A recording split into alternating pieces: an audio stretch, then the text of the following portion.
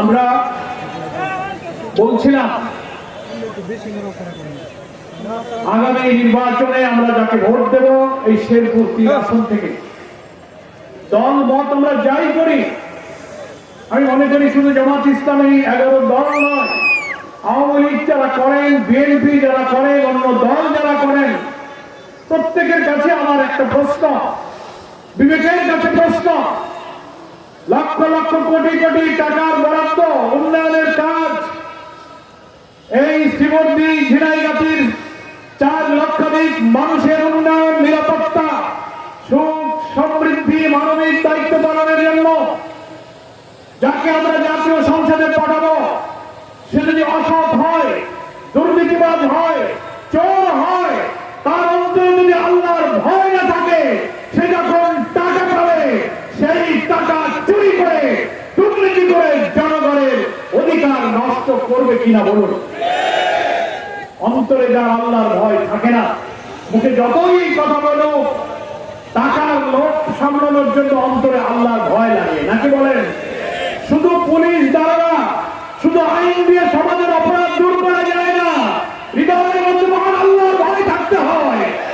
কোটি কোটি টাকা আমার হাতে থাকবে, আমার সামনে থাকবে, পাশে থাকবে, কেউ দেখবে না, চুরি করার, আত্মসাৎ করার সুযোগ থাকবে, কিন্তু যার অন্তরে এই চিন্তা থাকবে পৃথিবীর কেউ না দেখুক, সবার চোখ ফাঁকি দিলেও আমি আল্লাহর চোখ ফাঁকি দিতে পারবো না, এই অনুভূতি যার থাকবে সেই হচ্ছে সৎ, সেই হচ্ছে খোদাভীরু। কি বলেন, ঠিক কিনা? আপনাদের কি দেখে মনে হয় আমাদের প্রার্থী মাসুদুর রহমান, নুরুজ্জামান বাদলের যোগ্য ভাই, সে মিথ্যা বলবে, হারাম খাবে, চুরি করবে, দুর্নীতি করবে, এ কথা কি আপনাদের বিশ্বাস হয়? আপনাদের কাছে পছন্দ করে বলেছে যে আমি যদি দুর্নীতি করে আত্মসাৎ করি তার আগেই যেন আমার মৃত্যু হয়ে যায়, এর চেয়ে বড় ওয়াদা কে করতে পারবে? যারা এখানে প্রতিদ্বন্দ্বিতা করছেন, বুকে হাত দিয়ে আল্লাহকে সাক্ষী রেখে এই ওয়াদা তারা করতে পারবেন না। কারণ আমরা জানি দুর্নীতি না করলে, টাকা চুরি না করলে, ঠিকাদারি, কন্ট্রাক্টারি, দুর্নীতি, অত্যাচারী, চাঁদাবাজি, মস্তানি না করলে তাদের ভোটে আসার কোন উদ্দেশ্য সফল হয় না। কোটি কোটি ব্যয় করে ভোট করবে, যে তার পর থেকেই টাকা কামাই শুরু।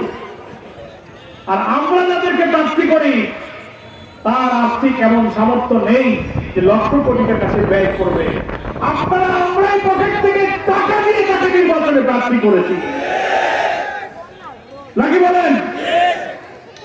ওনারা টাকা দেয়, বাড়ি বাড়ি যায়, মিছিল করলে বিরিয়ানির প্যাকেট, গাড়ি ভাড়া, রাতে রাতে বাড়ি গিয়ে টাকা, ভোটের আগের 3,000 লাখ,